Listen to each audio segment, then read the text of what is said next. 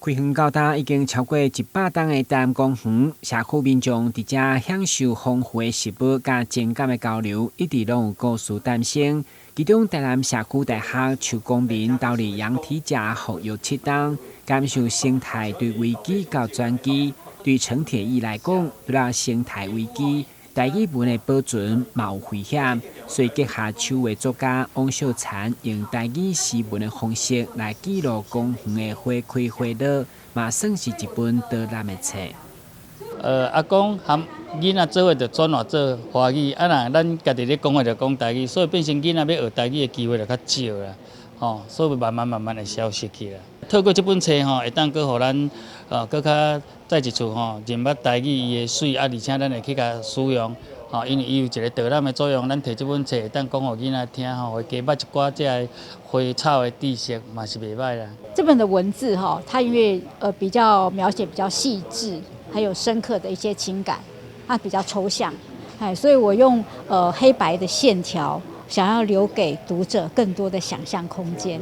感觉讲伊用杨阿姨来做一个主角，来做一个生活，会平时。伊呢，伊恋爱伫遮，伊的家庭伫遮，伊散步伫遮，甚至呢，伊看到的人生的过程，甲这个公园呢，拢有一个生活的结合，所以讲，安尼呢，咱伫写呢，一个生活的节奏，这是真趣味的本册。今年的花季无来，囝生啊芳，互伊铁袂开目。袂当烧咱的历史，互稻草钱的美学袂成真。这本新册除了文字甲绘本以外，也特别邀请金曲歌王谢明佑来念诗配角，互大家看有台语文，嘛知影安怎念，感受台语诗的水。发表会中，知名作家王美霞嘛来到现场，对着结合环境生态甲台语诗文的新册相当感动。咱所写的对于记忆的台语诗呢，我感觉足感动的。感动是因为林瑞明老师呢，伊捌定定伫台南公园咧散步。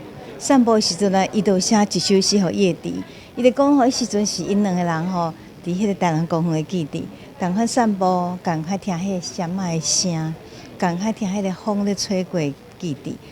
迄个变成老师的诗内面最美丽的部分。